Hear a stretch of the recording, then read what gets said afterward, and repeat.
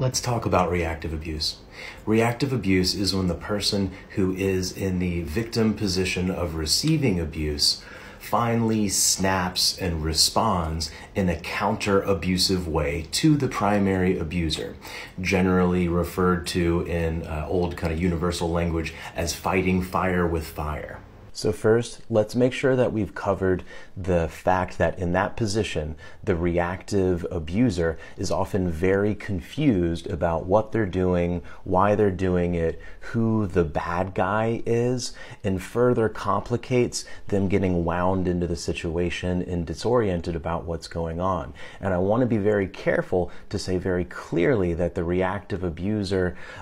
doesn't necessarily need to identify as a narcissist or an abuser or someone who has ongoing issues with those habits and belief systems per se.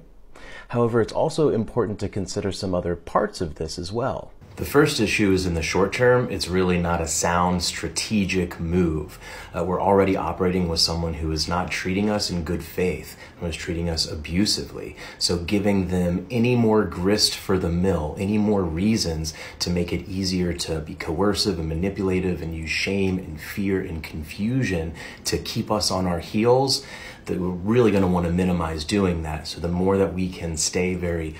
balanced and not giving them any kind of information or reactions as much as possible, the better for us in the short term. The long-term issue is that even when we get out of that relationship, and hopefully we do, and after we're gonna have a trauma bond and we're gonna have to figure out what all that was and how to move forward as a human being with other humans again. And a part of that is gonna involve dealing with replicated versions of what we experienced as our brain's compulsion to repeat and integrate and figure out what that was and feel in control of it. So the less that we play into it as a reactive abuser, and the more that we learn to back up and balance our own central nervous system, stay attuned to our own goals, our own personal integrity, and remain non-reactive, make sure that we're only responding and being very intentional as such, the easier it is to heal ourselves on the back end because we have less confusion about how we might have gotten wound up into the situation,